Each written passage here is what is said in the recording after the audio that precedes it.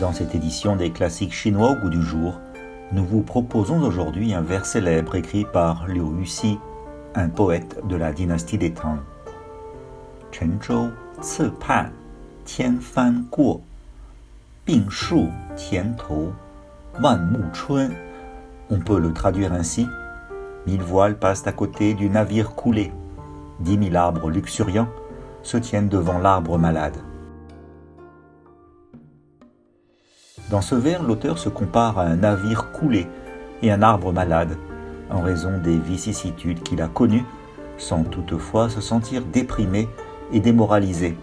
Il voit plutôt les 1000 voiles et les 10 000 arbres luxuriants qui lui remontent le moral et le remplissent d'optimisme. Les générations suivantes ont donné à ce vers une connotation relative au développement et au changement. Quand la matière se décompose avant de disparaître, c'est l'occasion pour quelque chose de nouveau de prospérer dans toute sa vigueur. Qu'il s'agisse d'un trajet existentiel ou de la voie mondiale du développement, il y a parfois des accros en cours de route. L'humanité se trouve actuellement dans une période historique particulière, avec l'épidémie de Covid-19 et les ravages qu'elle génère. L'unilatéralisme, le protectionnisme et l'intimidation progressent, et l'économie mondiale est en récession profonde. Que se passe-t-il donc? Que devons-nous faire? Telles sont actuellement les questions de notre époque. Pour y répondre, à l'occasion de sommets multilatéraux majeurs, récents, le président Xi Jinping a utilisé à de nombreuses reprises des métaphores liées aux navires pour exprimer son point de vue.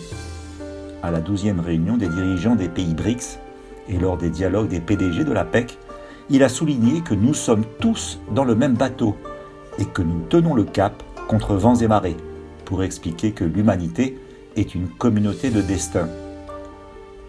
De plus, au 15e sommet des dirigeants du G20, il a notamment cité la formule de Liu Yuxi pour illustrer que dans l'adversité naissent des opportunités qui permettent de renverser la situation. Ainsi, le monde de l'après-Covid-19 renaîtra comme le phénix de ses cendres. Le bateau a toujours été un moyen de transport essentiel pour les civilisations, qui permet de relier les hommes et d'explorer l'inconnu.